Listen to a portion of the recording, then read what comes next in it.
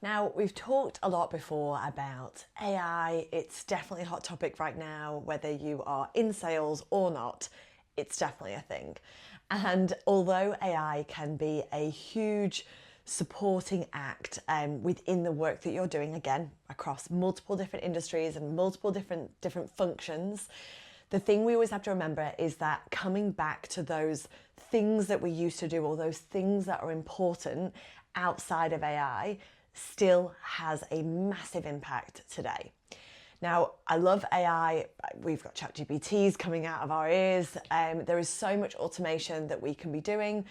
But for me, it just does not negate going out, having a coffee, grabbing a glass of wine, hopping on a plane to go see somebody to have a wider impact. Now, all of the training sessions that we do, whenever we're working with somebody across usually a 6 to 12 month period, we will go out and engage early. So we'll run the first couple of days together. We will run the first engagement piece together. We'll go out and do it. I flew to New Zealand just last week for 48 hours.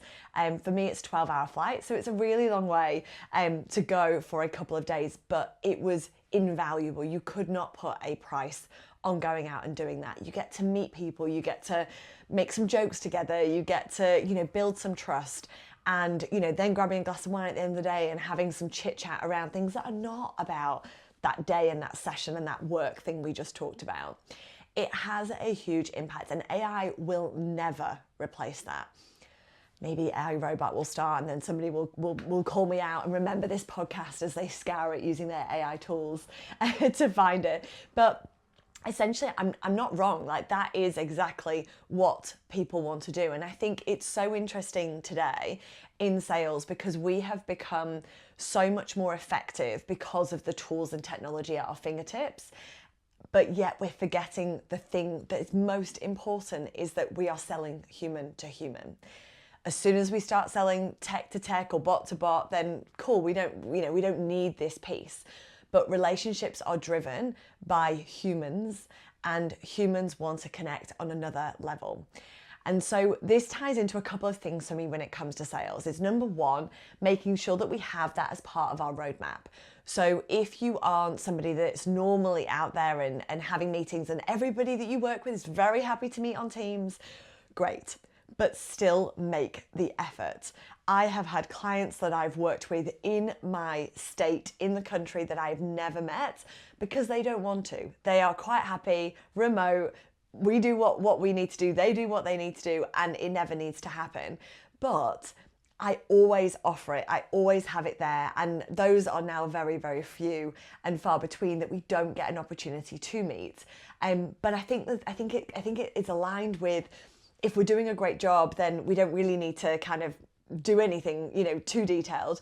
But the challenge comes is that if you were to have an issue, or if there was something that you needed their help with, or you needed them to understand and you needed to work through something together, it's going to need a bit more than just those emails or that Teams call that we did. And when you're asking people to try something new and get out of their comfort zone, having that human to human connection really plays a big part. So having something in person that is on the roadmap is key. Now, if you are struggling to book that meeting in, they're like, no, we're fine, we'll just do it on Teams, I'm at home that day. Think about dropping something off or swinging past or saying that you are close by. Pick up the phone. Hey, are you in the office today? I'm actually just a couple of doors down. If you're in, I'll pop in and say hi. We can just quick 5 minutes. And that way you're making it really casual and we're in. Okay, so that's as low touch as it needs to be, but it keeps us on that human to human connection. The other thing that comes down to is then capturing the data and information that allows you to build a really great relationship. Now, I got asked about this recently with one of our team members that we were training, and they said to me, well, you're capturing all that information and you're saying that it needs to be genuine and you're saying that you're building a relationship, but you're capturing that information, then you're using it back to them so that you can sell them something. And I think I probably need to take a few steps back, because selling something, yes, is often the reason why we are engaging. So that's the forefront of why did I reach out? Why did I pick up the phone? Why did I write that email? But the selling something for me is connected to something bigger. And that might not be the case for you just yet, but I want you to find it, or I encourage you to find it. So when I say that sales is the reason, is that I've sold something to somebody that's had an impact, whether that be tangible results driven, whether that be ROI, whether that be increased revenue, increased meetings, increased visibility, increased brand awareness. These are all my things. These are all what I'm driving. That I feel like I have a duty to go out there and tell more people about it. And, you know, I talk about what energy do I go into a call with and what energy am I going into a conversation with. And, you know, the vibe and the feels and that often doesn't come into play a lot when we're talking about training and something that's tangible. But at the end of the day, where I got my sales learnings and my sales energy from was from understanding that we were able to solve a problem. Now, when I say we, this was a very long time ago. I was in hosting, I was back in the UK, and we solved a problem around location. It mattered where you were located as to where you were hosted and where your clients were. And when I understood what we actually did and the impact we had for the clients that I was reviewing, because that was just part of my role, I couldn't believe that we weren't shouting this from the rooftops, that the entire floor wasn't abuzz with people picking up the phone and having conversations. And that's now my standard energy for outreach. And that's why I think I'm so passionate about so many things, is because if I can unlock that piece of, hang on a minute, you do that achieves that outcome, that does that for that business or that person, why aren't you telling everybody that falls into that category? They look at me like I've got 7 heads, because they're like, well, because, you know, we market and we send this stuff out and we let people know that we're here, and when they're ready, they'll come to us. That to me isn't good enough. Like, that isn't, you know, if somebody came to you and then said, well, what do you mean you could do that? And we hadn't told them, we've done a disservice. We haven't fulfilled our true destiny if we really want to go, you know, really pump that one up. But at the end of the day, that's how I approach it. That's how I approach it. That's how I encourage everybody to approach it, is to find the thing that lights the fire and go forth with the fire. Because when you lead with that, I'm not selling anymore. I am connecting something that I'm so passionate about with something that I know you're so passionate about, to achieve an outcome that we can both work on together and be really excited about and be really happy for one another and encourage one another and support one another. That's a true sales partnership. And so why did I go off on this rant is because hopefully not rant vibes, but because we were so worried about, we're selling something and we are going to be perceived as that. And if we ask for these details and we use the fact that we know their children's name, or we talk about their dog, is it being disingenuous? Well, if I'm talking about your dog, it's definitely not. But I'm using that information because that is how we build friendships outside of selling anything. We go somewhere, we meet somebody, we get introduced, we connect on something, we find what I call the golden nugget, which is the thing that connects us, that gets us excited about one another, and we bond over that thing. And sometimes we don't find that thing and then we don't bond, but then I also don't particularly want to work with you, because I only want to work with cool people that get what it is that we do. I want to work with people that are passionate enough and trusting enough to help us achieve this journey together. And so that cannot be done by using AI. There are no bots that are going to do that for me. There's nobody that's going to be as enthusiastic as me about my product or about my business. And the same thing goes for you and whatever it is that you are doing. And I think the thing in sales that, again, I just want to highlight is that sales is your own mini business. And this was taught to me a very long time ago, and I've been extremely fortunate to be in positions and organizations and work for great people that have trusted me in building my own mini business within my own pipeline, because you are responsible for selling. You are responsible for generating your own revenue. You are responsible for building that pipeline. And when all those things come into play and you get that number at the end of that month, or you get those, that deal across the line with that client that you know you could help, and you've finally got them to see, and now they're on the journey, that's what you're responsible for. And that is where this mini business comes in. And there's not really, I don't think there's any other role that would give you that. I'm thinking now if there would be, but I don't think there is any role that would give you that. And so when we talk about, your business and what it is, how you show up and how passionate you are, because it is your mini business within a business, because people buy people. And I don't know if you've ever been in a situation where you've wanted to buy something, but the person is so goddamn awful, you just can't bring yourself to do it. I have. I would rather go find it from somewhere else. I just can't get past it. And then yes, there are instances where you just have to get on with it. If you want that house and you've got to deal with that real estate agent that's awful, then do it and maybe give their manager some feedback. That might be, the way that you get around it. But at the end of the day, there are the majority of time we can all buy most things off multiple people. And if we don't connect and we don't gel, don't do it. I don't do it. I don't want to work with people I don't gel with. And I have the luxury of not being able to, of not having to do that. My team don't have to work with people that they don't gel with or don't connect with. I want my team to be respected. I want our clients to understand that we've connected them with the right people because we believe that they will have the biggest impact. Again, comes down to relationships. I'm sure there's some AI tool that can understand all that and ingest all that and give us a fandangled report and give us an idea. But at the end of the day, it is people to people. And you could say that they like dogs, therefore they like dogs, therefore you're going to be friends. That doesn't happen.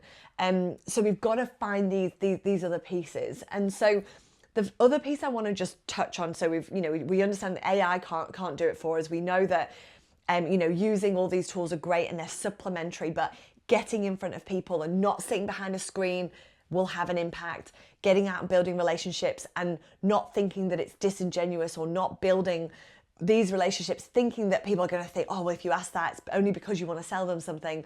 There is something more than selling them something, and it's having an impact.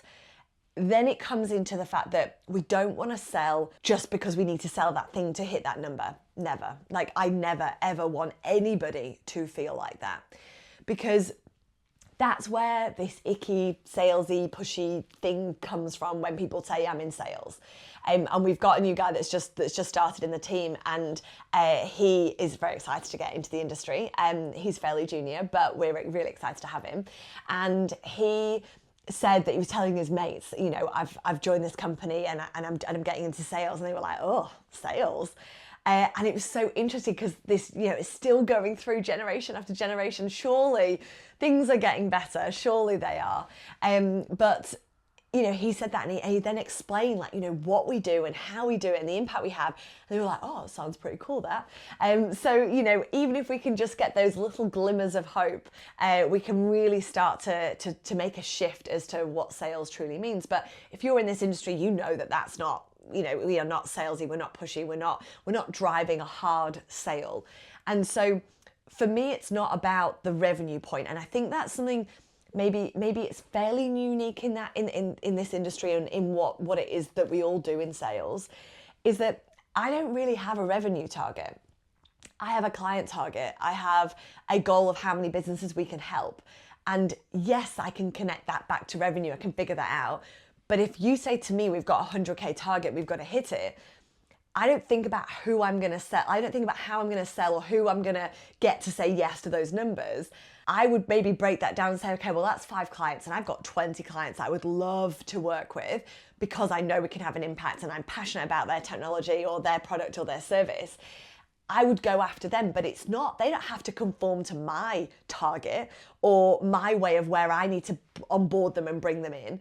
And so this is where this play of this whole life cycle view of pipeline is not today, tomorrow, or this quarter. It's 6 months, 18 months, 2 years, 3 years, 5 years.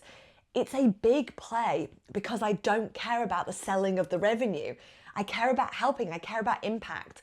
And if we can come back and connect, and if you are not this passionate, and hopefully you can hear it or see it if you're watching me on YouTube, if you're not this passionate about what it is that you do, are you in the right role? Are you in the right place? Because you have to connect, because otherwise that's where we get disheartened. That's where we just start pushing a number, is because we don't get it. We don't get the full connection piece. And so by bringing, whether it's you as a manager and bringing people on that journey, whether you're in this role and you're thinking about, is this right for me? Go find it out. Go look at the case studies. Go ask if we can ring some clients. Go along to a meeting with somebody else in the team. Go and immerse yourself, because that is where you'll truly uncover, are you able to have an impact? And that's where we're able to understand.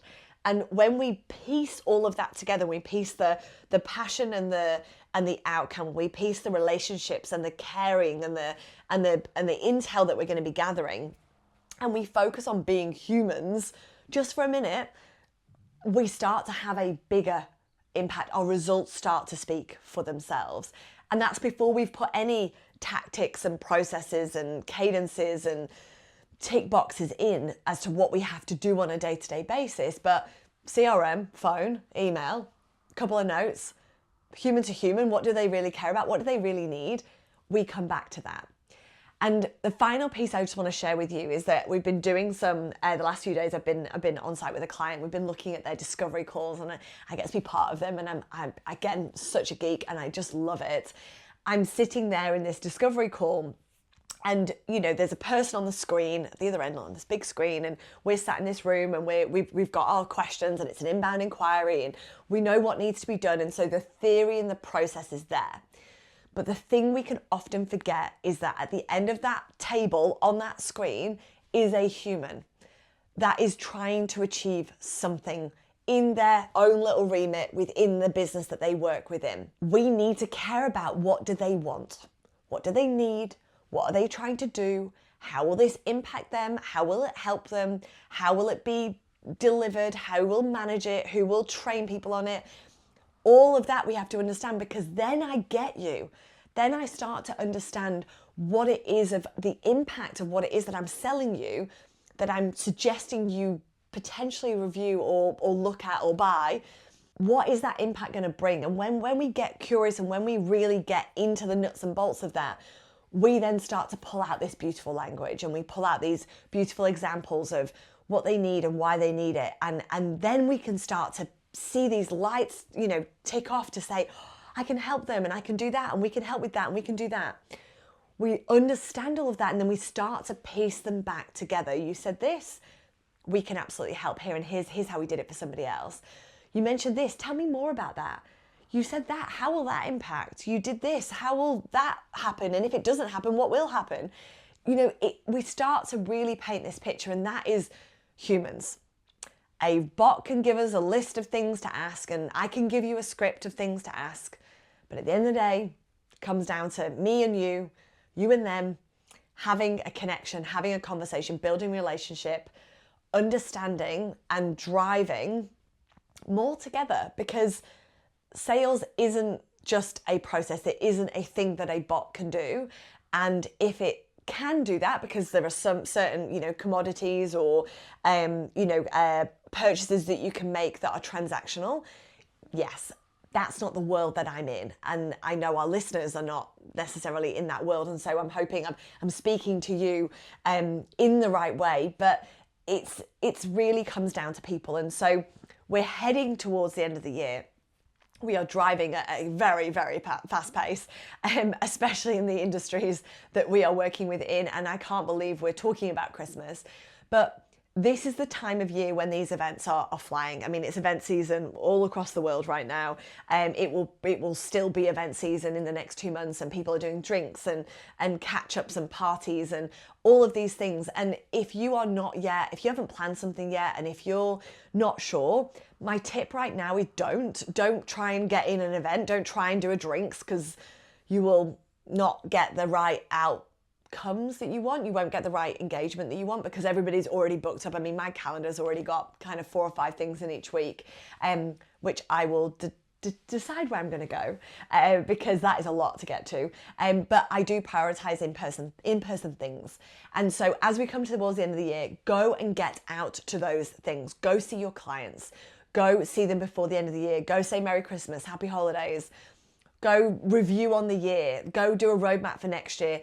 Start booking in your 2026 meetings. And if you haven't done a drinks catch up, or if you haven't done a Christmas thing, do it in January. Do it in February. Be different. Kick off the year. Use it as another reason to engage, but connect with your people. Set yourself a mini goal. If you are somebody that loves to sit behind a laptop, behind a screen, in your office, in your home, maybe with half pajamas on, half not, go out and connect with people. That is my number one ask of you for this week, for this month, for this quarter. Go meet people, set yourself a mini target, get out there, go build some relationships, find what you are truly passionate about within what it is that you are doing, and go forth and conquer, because it's a fantastic space to be in. It's a great role to be in. I absolutely love it. I'm extremely privileged for the people we get to work with, and I'm privileged to be in your ears. I'm privileged to have had the last 20 odd minutes with you. So I hope it's been helpful. I hope it's given you some insight into how we can stand out and how we can do better in sales without needing AI. Love AI. Sorry, AI, if you're listening. But go forth, have a wonderful week, and happy selling.